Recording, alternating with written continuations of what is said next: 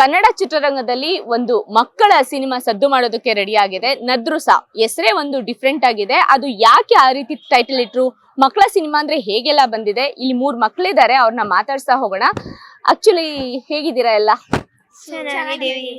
Okay, ಅಂದ್ರೆ ಈ ನದ್ರುಸ ಅಂತ ಹೆಸರು ಕೇಳಿದ ತಕ್ಷಣ ಒಂಥರ ಖುಷಿ ಆಗುತ್ತೆ. ಏನು ಈ ನದ್ರುಸ ಅಂದ್ರೆ?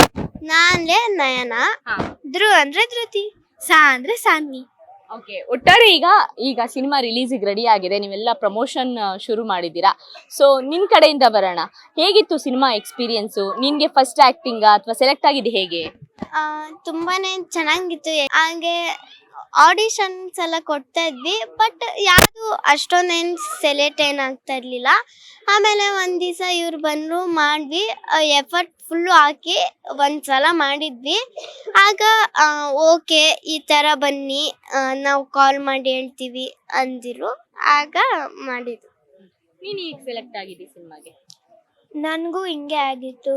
ನಾವು 3 ಜನನು ಆಡಿಷನ್ಗೆ ಹೋಗ್ತಿದ್ವಿ. ಅವಾಗ ಫೋನ್ ಮಾಡ್ತೀನಿ ಅಂತ ಹೇಳ್ತಿದ್ರು.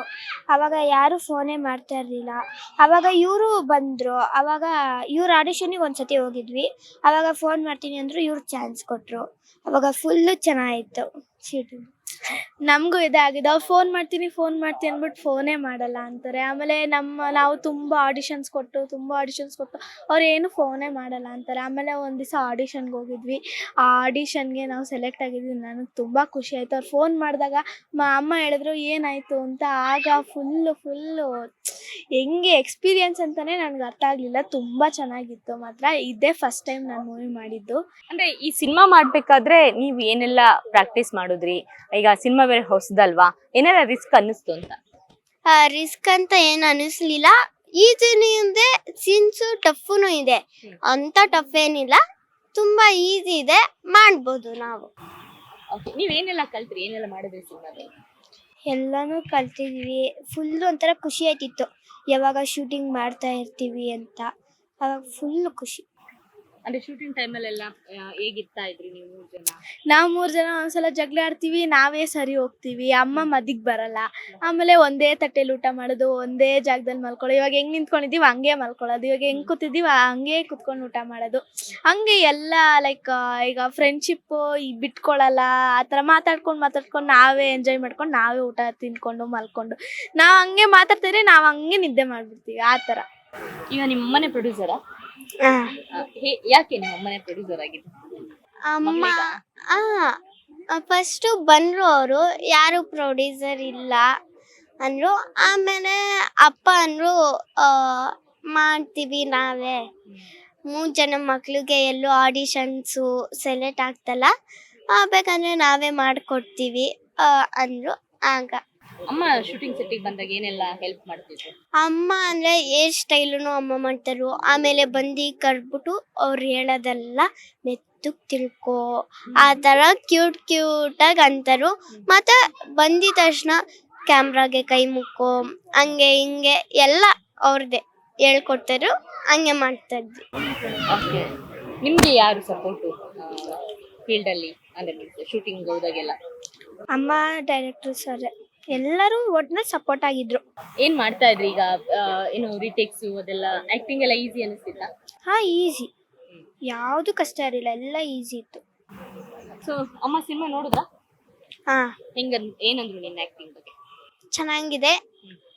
ಅಮ್ಮ ಅವ್ರಿಗೆ ಗೊತ್ತಲ್ಲ, ಮತ್ತೆ ಪಟಾಕಿ ಇನ್ನ ಹಾಕಿ ಅಂತ ಇರ್ತಾರೆ. ಆದ್ರೂ ಪರವಾಗಿಲ್ಲ, ಮಾಡಿದ್ಯಾ ಅಂದ್ರು. ಏನ್ ತುಂಬಾ ಇಷ್ಟ? ಸ್ವೀಟ್, ಚಾಕ್ಲೇಟ್ ಇಷ್ಟನಾ? ಅದಕ್ಕೆ ಹಲ್ಲುಳ ಆಗಿ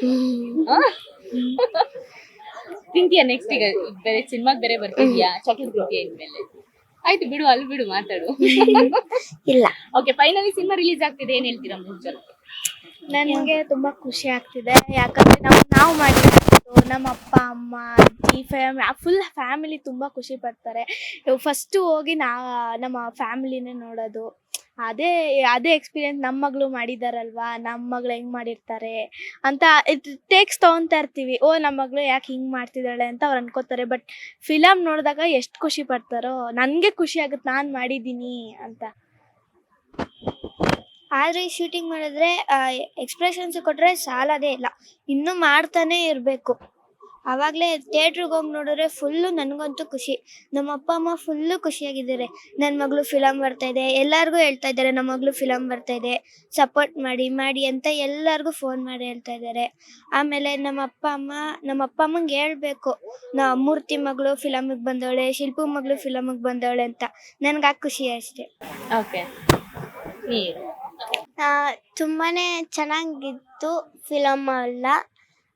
ಮತ್ತೆ ಒಂದಷ್ಟು ಚಾಕ್ಲೇಟ್ ತಿಂದು ಹಲ್ಲುಳ ಮಾಡ್ಕೊಂಡು. Okay, all the best.